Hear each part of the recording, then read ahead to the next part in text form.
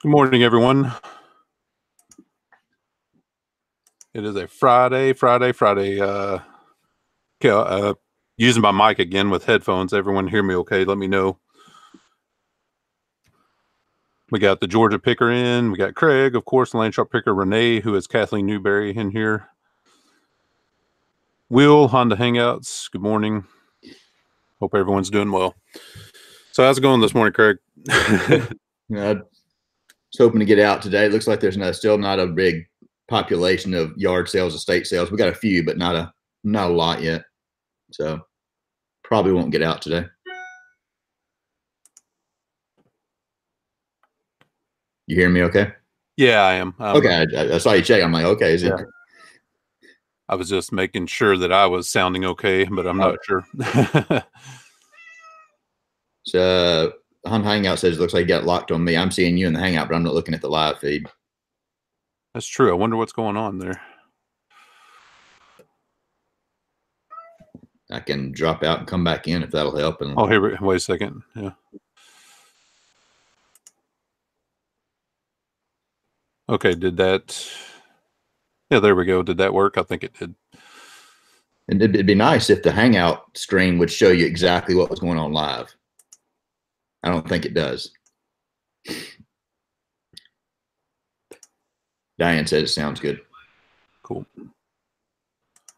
But yeah, doesn't look like a whole lot this weekend yet here. Things have started, but just not a lot going on yard sale wise. Yeah, now I think it's locked on me. I'm trying to figure out how to get it to toggle like it usually does, and I don't know what's going on. All you can do is adjust it on who you want to focus on or not focus on. I don't know if there's how to do anything else. All right, now I'm presenting them.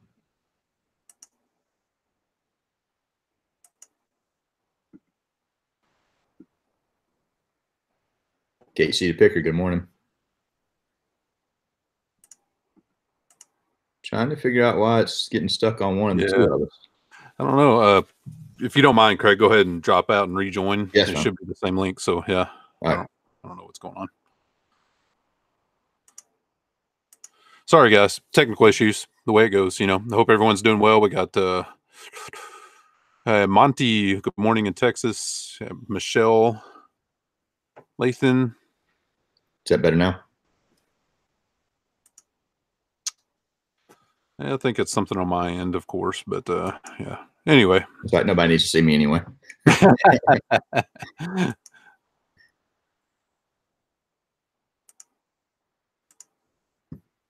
Yeah, but anyway, yeah. So we're going to talk about like it's been so slow, and we were talking about this a little bit on Justin's show this morning, like how February was so slow and stuff, and we all tried to be diversified in our stuff and our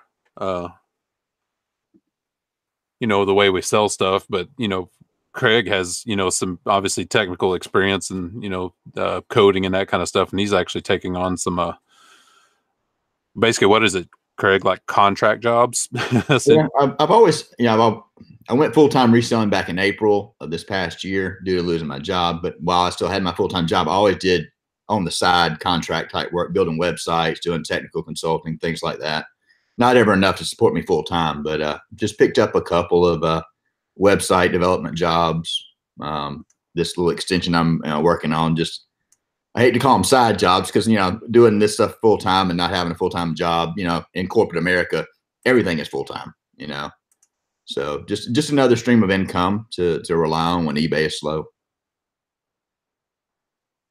Yeah, exactly. And that's what, and there can be numerous avenues that people deal with this. Obviously, you want to be as diversified as possible if you're selling, because the bottom line is slow times will happen no matter what. Yeah, I'm lucky enough to have some savings. That's one avenue you do. You try to save in the good times for the bad times, but sure. A lot of people can't do that because they're actually relying on, well, I am too, to some extent, you got to sell to pay the bills, but yeah. But you got to be careful not to spread yourself too thin, Oh yeah. And I've been dealing with that too. Because I'd rather do 1, 2, maybe 3 things really well than try and do 6 or 7 and do like 5% on each one.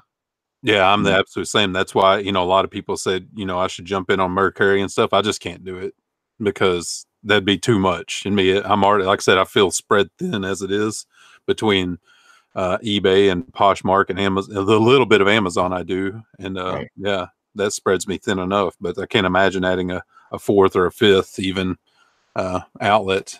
I admire those people that can handle that.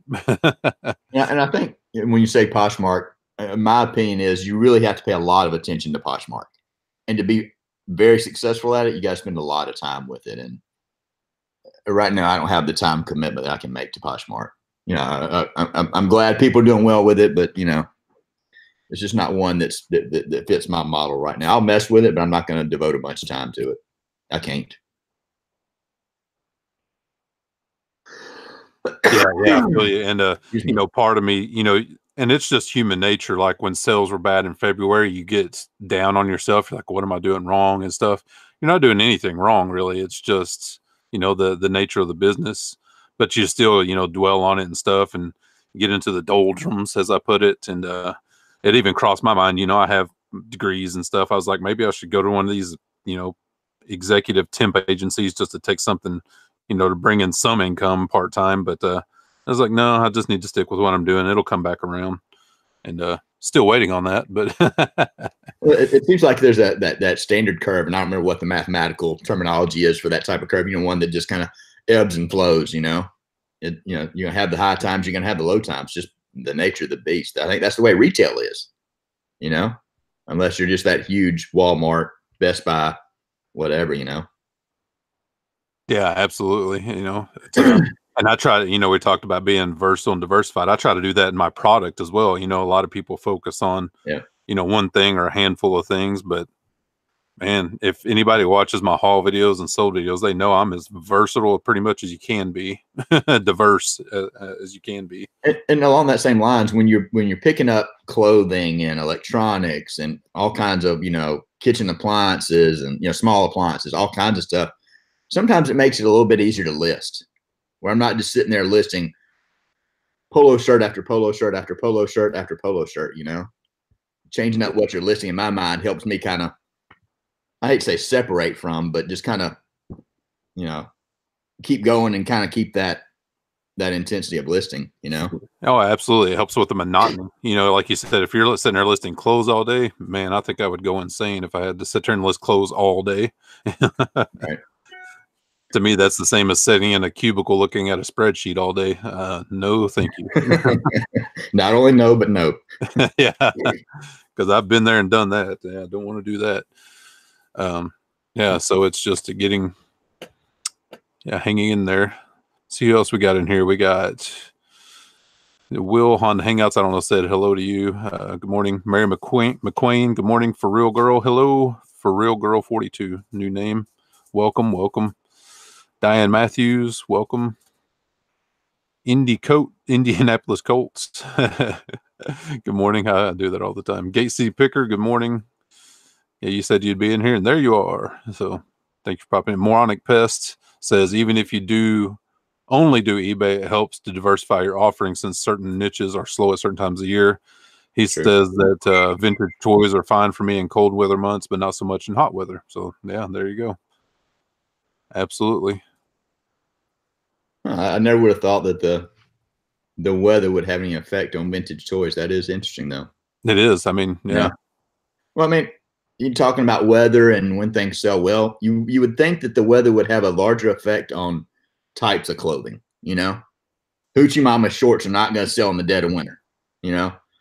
But not that I sell those, but I've sold jackets in the dead, big jackets in the dead of summer. I've sold bathing suits in the dead of winter. It's just. I'm the same. And when I owned the antique mall, the flea market, dealers that would sign up to sell, they would ask all the time, well, what sells when and stuff. And I would tell them, and it was absolute truth. They probably thought I was blowing smoke, but I told them, I was like, I have sold heaters in June. I have sold air conditioners in December. And that was true. There's no rhyme or reason. And that was brick and mortar, but the same way with eBay, there's no rhyme or reasons. I've sold heavy winter jackets in August. It's cold somewhere. Right. It's hot where, where we're at, Yep. Gate C Pickers asked if it was me. If I was one that sold a lot of exercise equipment, and what avenue do I sell it on? I don't sell a ton. I sell it if I can find it. I pick it up and I sell it. I sell primarily treadmills and exercise bike, the recumbent ones where you sit down, and ellipticals, and can pick them up anywhere. Facebook Marketplace, get them at my thrift stores, auctions. But my typical avenue for selling them is on Facebook Marketplace, because that's not something I want to ship, obviously. But they move pretty quick. That's interesting. And I'm going to delve more into not necessarily just exercise equipment, but buying bigger stuff to sell locally. But, and I often wonder if Facebook Marketplace is kind of taking over the niche, and it may be where you're at too, whether, Let Go or Offer Up or Facebook Marketplace is the best, or all three, I mean, just, I haven't done much selling wise on Let Go or Offer Up. I use it for sourcing. I think all those three are right along the lines of Craigslist, Yeah, they kind of taking over that niche. I mean, I'm sure there's still obviously there's still some stuff on Craigslist, but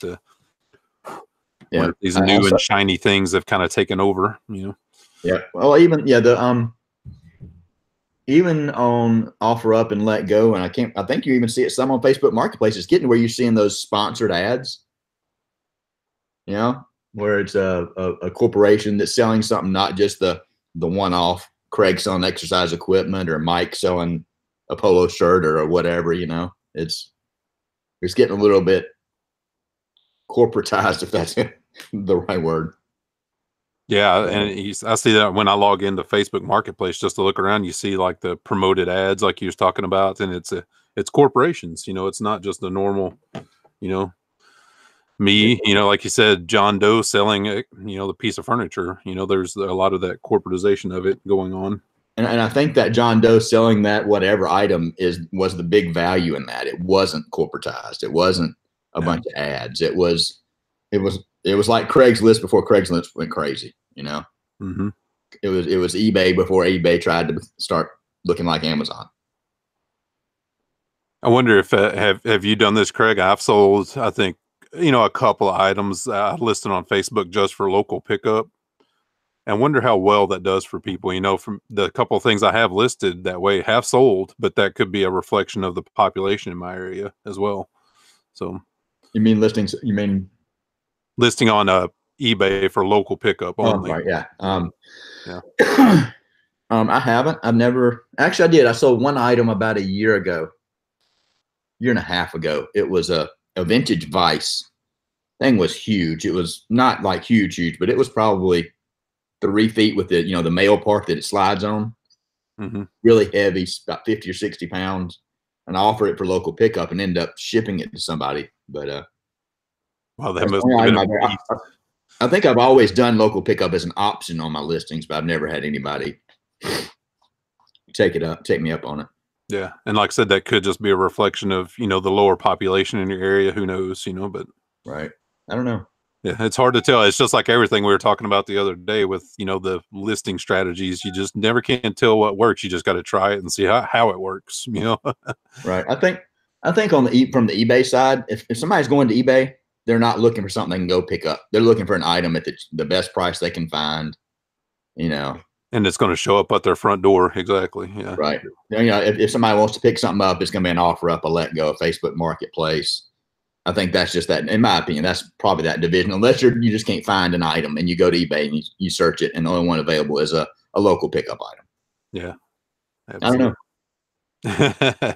It's hard to know, but eBay sellers in general in mind, we focus on stuff we can ship. Oh, I can't, we can ship this, ship that, but this as well as I do, there's money to be made in the big stuff if you're willing to deal with it, and if you have the room to store it. If you have the room to store it, which is my issue. But yeah, same here. When I pick up the exercise equipment, I've got a little small area in my garage that I have kind of sectioned off that I can keep it in. But with treadmill, some of that stuff, I would have it for a week and it'd be gone. I've had some items that lasted less than 24 hours. I'm like, hey, I can afford to pick up big stuff if I can turn it in 24 hours. Yeah.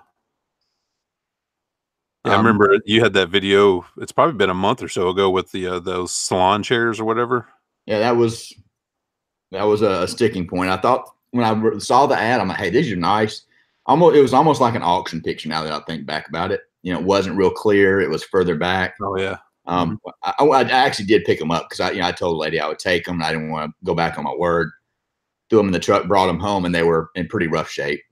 They looked a lot cleaner than they were. I hated to get there and say, well, thanks for, hanging around and, telling everybody else they're gone. And I was like, I've just got to take them. I had a couple of people asking about them, and once I sent better pictures, they just didn't clean up real well. Yeah. And we've all dealt with that, especially if you buy stuff from online auctions, the picture, like I said, the picture isn't that great. You get there, it's just not what you thought it was, but what are you going to do? Yeah. We all make bad buys, I made a 10-minute drive and spent a couple of dollars in gas. I'm like, they sat in my garage for about a week. I'm like, finally somebody came by and said, there's a guy that rides through the neighborhood every now and then and picks up recyclable stuff, heavy metals. Yeah. And he's like, you got anything? Yeah, here, come get these things out of my garage. I'm tired of looking at them. I get it. Sometimes that's your best option. You need your space back. That's where your money is. Yeah. Need space to put other stuff. Wow. Gate City Picker said a large stained glass window. So for local pickup. Drove from Tennessee. Gate City. Where is Gate City? I don't know what's Gate City? That's not Missouri. No, that's Show Me State. Yeah, I don't know where Gate City is. Where are you, Gate City? What state? I have a friend down in North Carolina. She bought a stained glass window out of an old church they were tearing down, and she got it for pretty cheap. And when I told her I thought it was worth about $1,000, she was shocked. And I was like, "Yeah, this stained glass stuff is, especially the older stuff." It was really prevalent in the 60s, 70s, give or take. I'm not sure exactly, but Central North Carolina. Wow. There you go. Gay City's in Central North Carolina. Yeah, so my friend's actually on Eastern North Carolina. So yeah. So they made quite the drive to come pick up the stained glass window. Wow. Sounds like a good sale, though. That's shows it can be worth the hassle sometimes. Crystal Rose, I've been listing those things on Craigslist, but I'll have to add them to eBay or for local pickup. That's a good. Oh yeah, you're welcome, Crystal. Yeah, and it's hard to tell if it'll work or not. eBay actually, you're going to have to pay the fees, but have a much wider audience, even if it's local pickup. You never can tell who's willing to drive in from wherever to get your item. So yeah, the buddy that got me into buying the exercise equipment lists all his exercise equipment on eBay as well for local pickup only. I think he's sold 1 or 2 items that way, but you just got to be careful. Not that I'm of the mindset that everybody's out there to scam you. Just be careful that you make sure they give you, positive feedback when they pick it up, those kind of things. Really, you have no proof that they've gotten the item. I was about to talk about that as well. The times I've had local pickup, it's been an established eBay account. They've had 100+ feedback and that kind of stuff. I would be very wary if someone had a 0 feedback new account that bought your item, because if they can pay through PayPal and they can just say I didn't get the item and they'll get their money back. I've heard of people taking videos of the person picking it up, pictures, all kinds of stuff. Obviously the best way is just take cash, but just cover your own butt. Yeah, exactly. A couple people have joined. Anissa, Junk Trader, Candace, good morning.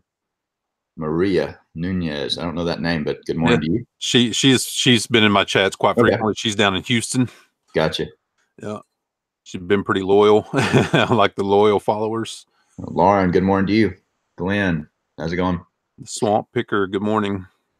Gate City says about 10 years ago, I think it was $300 or $400. That's good money, Yeah, especially if somebody drove to pick it up and you didn't have to go anywhere. Yeah, no doubt. Said they paid PayPal and made him sign a bill of sale. That's a good idea, especially on a decent size item, money wise. Yeah, some of the auctions locally, they make everyone pay with credit card, of course, now, because that's the safest way. But when you get there, they still make you present the card and take a copy of your ID, because I imagine, credit card fraud's a thing as well. So yeah, right. When we moved out here, I had a Harley, I had a Harley Davidson, and I just didn't feel safe driving it around here, riding it. So I was just sitting in the garage, not getting rode, because people around here drive like complete idiots, 9 million of them. So I thought that was only in Alabama. So I eventually listed it and sold it to a guy. And of course, when he got here, I took a copy of his ID and had a bill of sale and everything. So it's kind of the same principle of selling a vehicle. Just do your due diligence, Right. and don't think that people are out there to scam you, but you like I said, you got to cover your butt, you know, because if you don't, it'll be an issue. Yeah, more often than not, people are going to be honest, but it's that, rare person that is just you know what, Yeah, just got to cover them for sure. So how's the weather? How's the weather up that way? Still cold and dreary. I mean, I've had enough of it. I was talking a little bit about that in Justin's show this morning. The older I get, the more I hate this cold weather at all. I've never liked cold weather. I hate it. Because growing up in Arkansas, you'd have in the summers. I hated that too because it was mosquitoes and 100 degrees and 90% humidity. But I'd much rather deal with that now than freezing weather. Yeah, I can handle the extreme side of heat better than I can handle the extreme side of cold. Yeah, And the bottom line is too. I mean, you're old enough like me, and I don't know your situation growing up. When I was growing up, we didn't have air conditioning. It just wasn't a thing then. We were poor enough, we just didn't have it. But I was like, when I grow up, I'm getting out of this place, and I did. But now everybody has air conditioning, so it's not that big of a deal. You just go inside. Right. We were. I was pretty lucky growing up, for sure. Oh yeah, I mean, different people. Yeah, my best friend growing up in high school, his family was loaded. We weren't on the top end, but we were comfortable. Yeah. Well, I mean, it's hard to look back and what you see now as an adult and what you had as a child. It's different perspectives, Absolutely, yeah. Like right now, I wouldn't consider myself, what people would say rich, but if you ask, some people I grew up with back in Arkansas, they'd be like, yeah, you're rich. But it's just, being, like you said, it's comfortable. It's not rich. In my perspective now, if you'd ask me, my 7-year-old self, am I rich now? Yeah, you're absolutely rich. Your 7-year-old didn't know you had to. Your 7-year-old self didn't know you had to make a house payment and exactly, cell phone payment and all the bills. Right. Yeah. Let me see here. Everybody's different. As long as you come out of it on the better end, that's good. A Guy File, that's a new name. Welcome Guy File said he sold an old engine pickup only, or would deliver for $1 per loaded mile. Had to deliver at 90 miles. Wow. So was that $90 he got for delivering?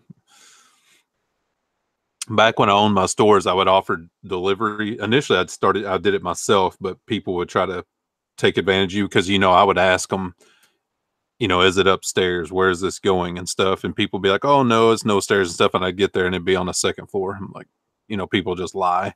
But so eventually I would still offer the delivery, but I'm like, it's door to door. I drop it off in your driveway. I'm not, I'm not carrying this 80-pound sofa up your steps. Exactly. Because that's what it'd be usually. It'd usually be a freaking hide-a-bed that weighs 400 pounds. Like live on the third floor of an apartment. Yep. No, sure. I'm not doing that for $40. I'm not. Yeah. Lauren said they're getting another blizzard tomorrow in Minnesota, 12 or more inches of snow. Hope you got your snowshoes out. Nice. Oh my gosh. I couldn't deal with that.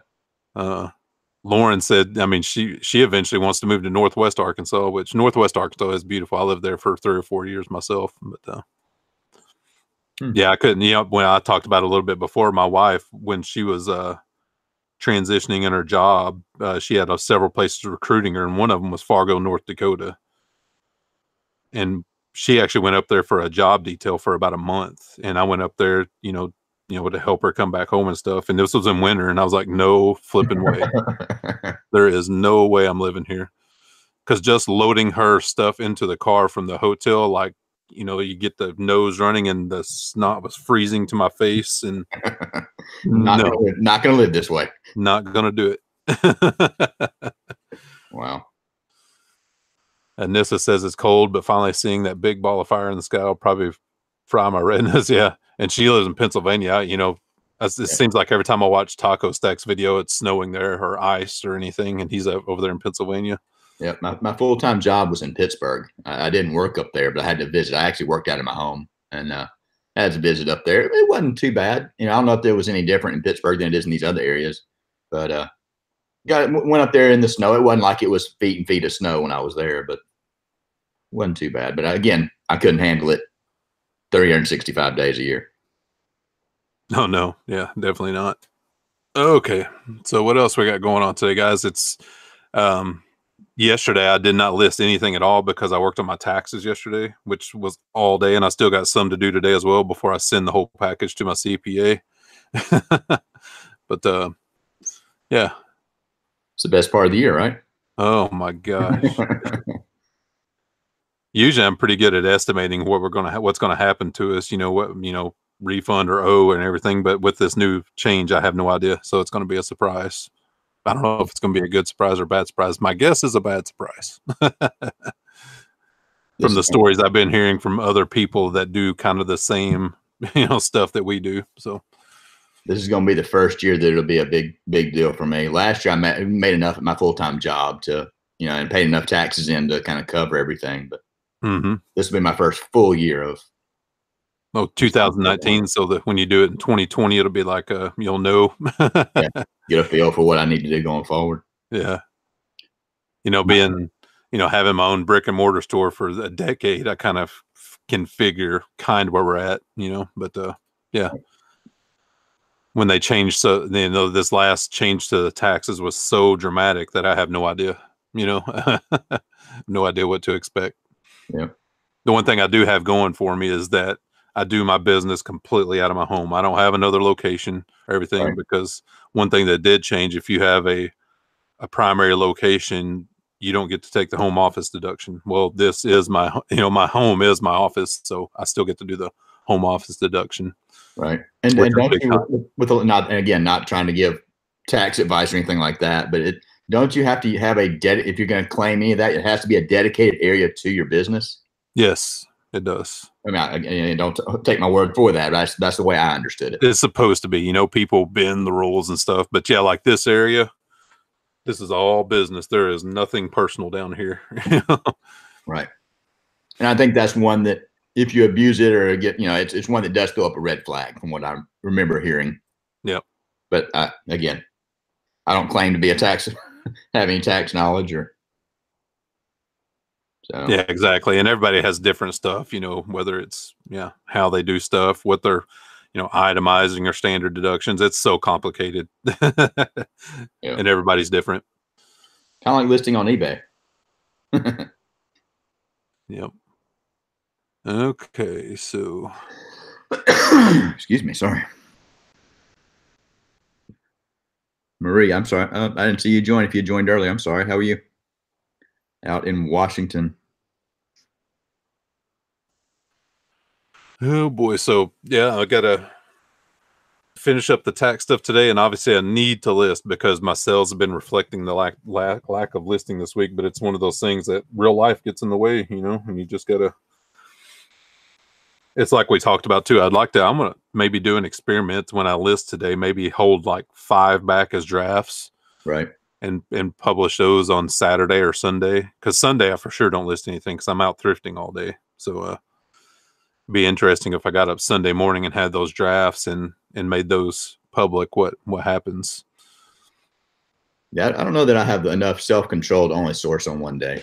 I don't think I can do it. Yeah, it is tough. And my wife and I actually talked about that yesterday, being like, because I have enough stock, I could probably not, back stock, I could probably not source for 2 months and be okay.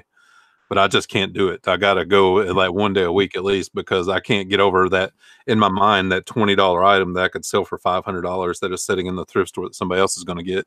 It's that fear of missing out. Yeah, it's a fear of missing out. Yeah. George, welcome, George Cornett. Thank you for popping in. He says he opened his eBay store February 7th after watching you guys and others in community. I broke $1,200 in sales for roughly $700 in profit. Thank you guys so much. Nice. You are welcome, George. That is awesome. That is an awesome first month. Yeah, definitely. I'm glad to see you in here, and you're welcome anytime, of course. Candace asked, what P.O. box do you guys have? What size P.O. box? I just have the smallest one, the little tiny one, because if I get a package or something, they can just put the slip in there. I'm not paying for a bigger one. So Maria says that she almost got scanned on Amazon, merchant fulfilled, very expensive item. Tried to say it didn't receive, scared them off with message, started USPS investigate and reviewing cameras and GPS on courier device. Crickets now. Yeah. You did it right then. There's a standard message that you should send, be like, don't be accusatory, just be like, we understand that happens, but there is avenues just like you did. And you did it right, and hopefully it did scare them off. I've never had that problem on Amazon. I'm not saying people won't, but on eBay, if I get something that sounds fishy, I'm going to, a lot of times you can send that, hey, if they're saying that an item was broken when they got it, hey, can you send me pictures of it? Let me go ahead and start a USPS claim. A lot of times they'll back off if they're trying to scam you. Yeah, absolutely. Like Mike said, don't be accusatory or be, put them on the defensive, but just, put it out there. And a lot of times they'll back off if that's the case. Yeah, they will. Glenn said he hit one sale this morning, and I saw your picture on Facebook, Glenn. It was a long line. Did you find anything? I don't have patience for lines like that. Kind of like estate sales here. Estate sales here, you got to get there like an hour early to get a number, or there's going to be a line 50 people deep. Like I said the other day, I don't play that game. Not that I'm better than that. I just don't have the patience for it.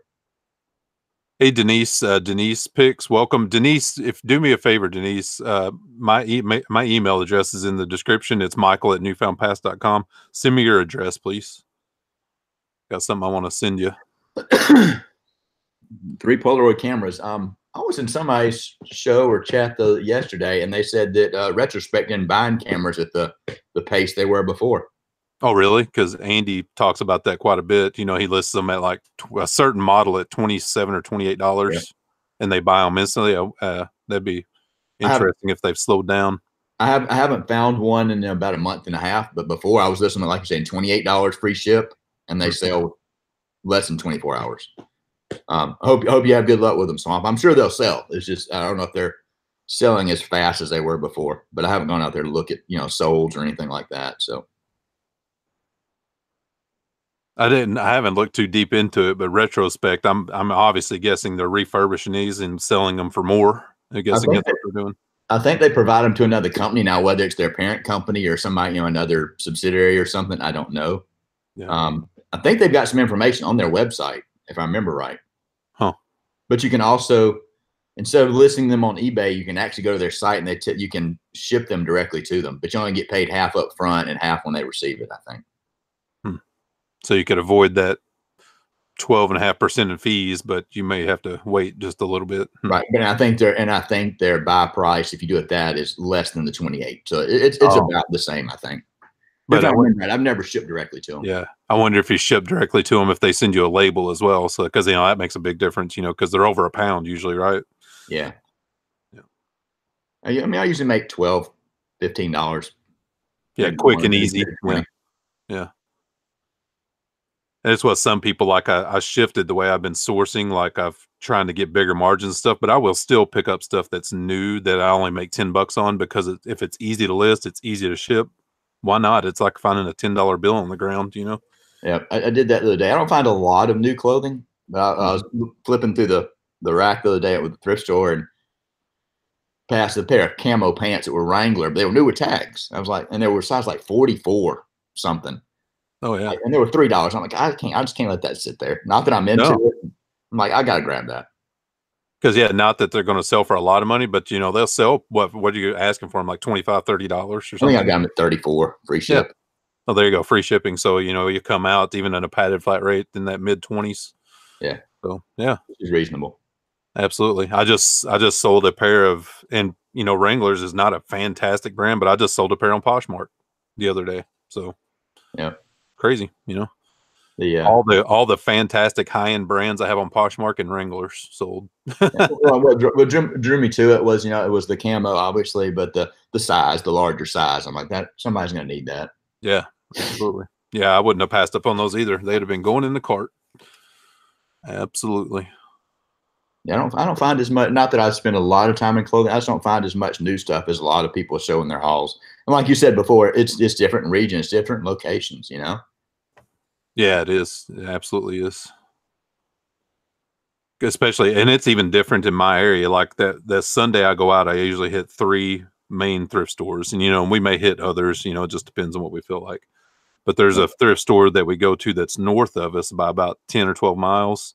That's where I find the majority of my new attack stuff, and it's closer to DC. That's what I was going to ask. Yeah, that's probably that influence. Yeah, and the other thrift stores that are south of me a little bit, I still find some new attack stuff there, but not near as the volume as I do that thrift store closer to DC.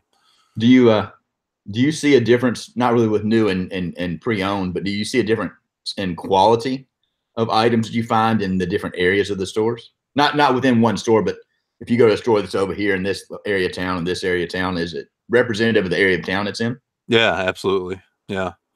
Like I was talking about that one up to the north, it's definitely a more affluent area. The further north you get closer to DC, the more expensive things are. It's just the way it is in this area.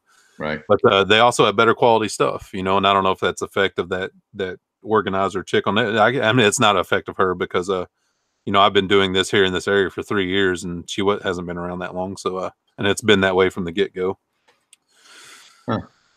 Are those big box chain stores, or are they individually owned? They're a regional thrift store, Right. Yeah, they're not a national thrift store. They're more of this area. Had a couple more people join. Pick and Roll, good morning. Georgia Picker, how are you? EMM, how's it going?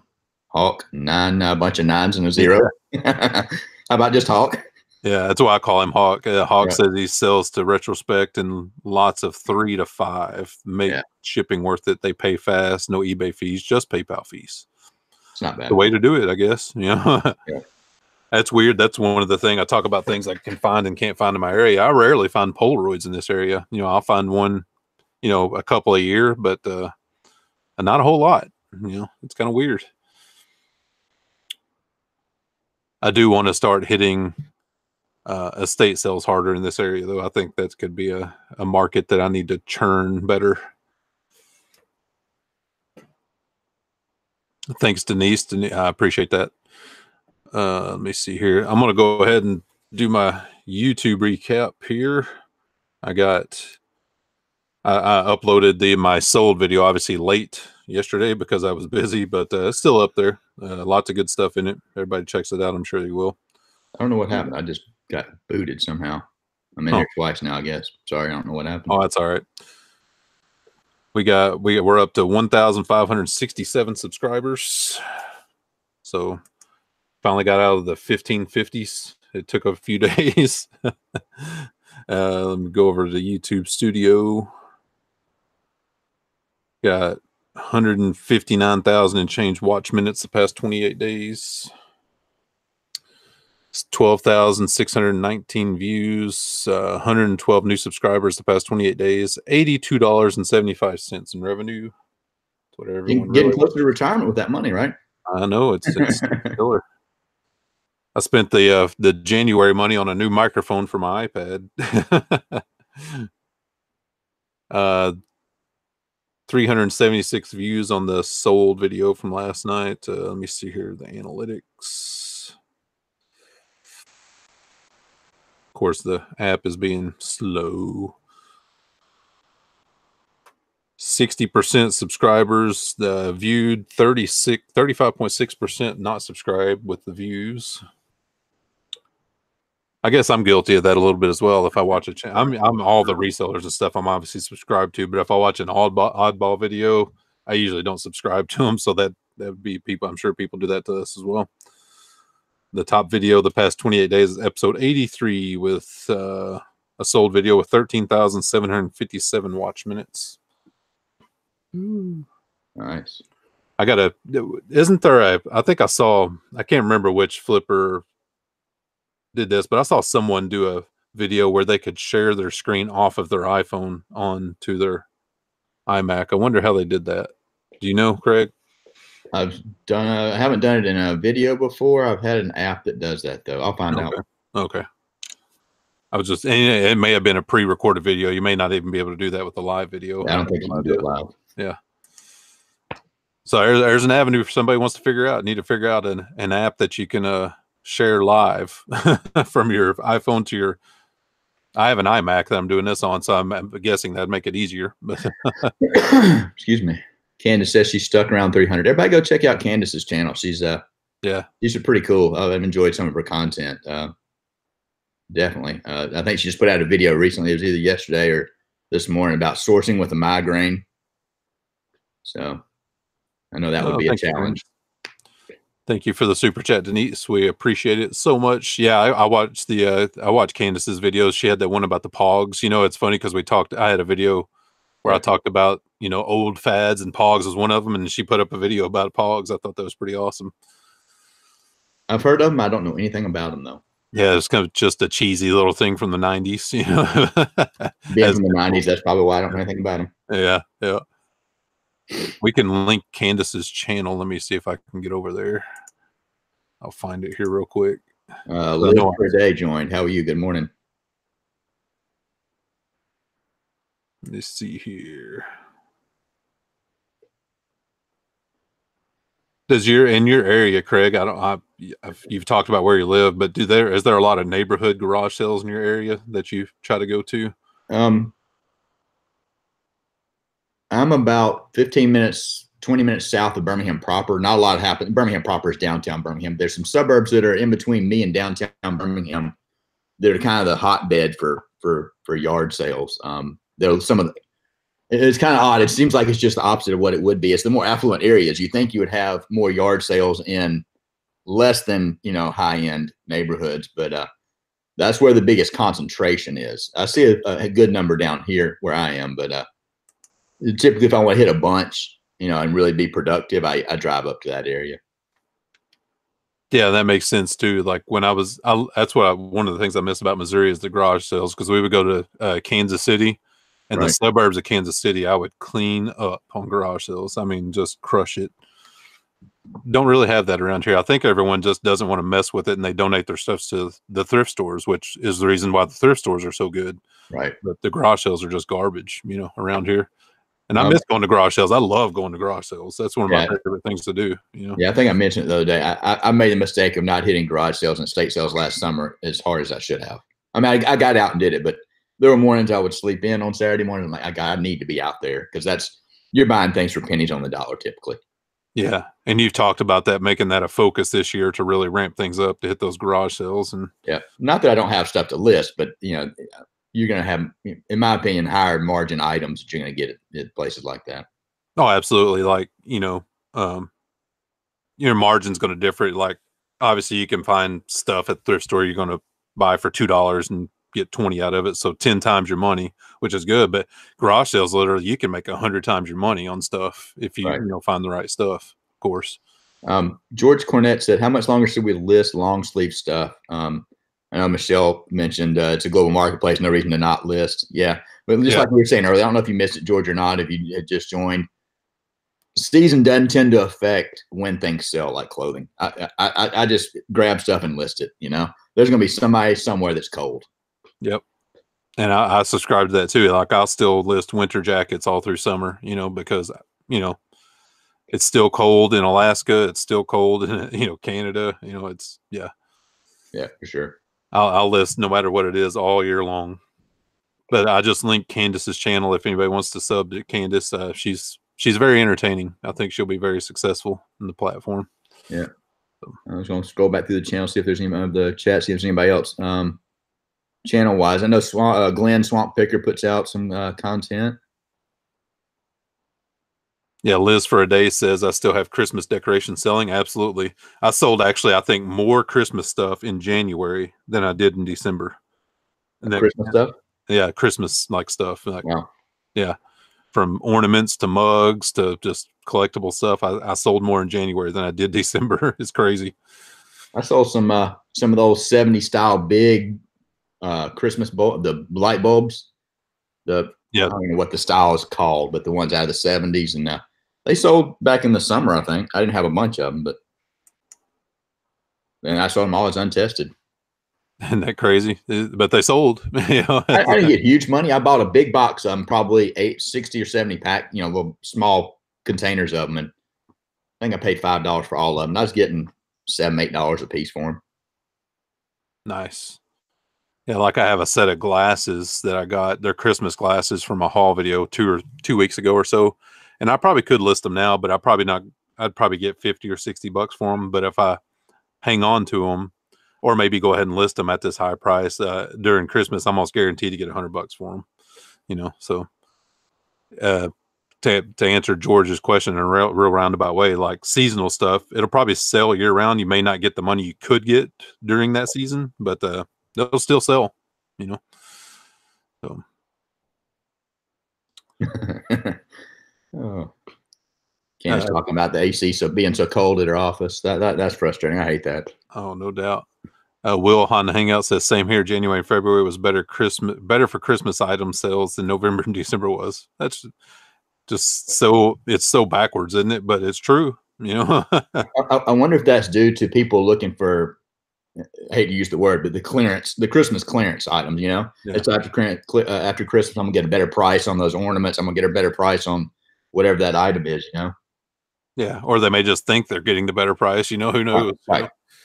You know? They may be a collector. They may be replacing something that broke over Christmas. I mean, who?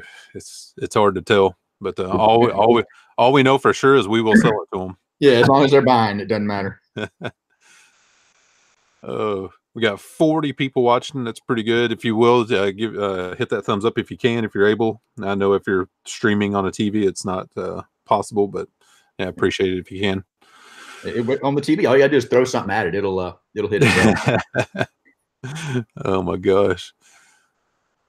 George says I'm getting on the baseball and golf train, saving my long sleeve stuff for September. Yeah. And that goes back to, you know, everyone doing what you feel comfortable with as well. You know, I can tell you what I do, you know, Craig can tell you what he does, but Phil could do what you want to do, you know, see what works for you. Yeah. You be you.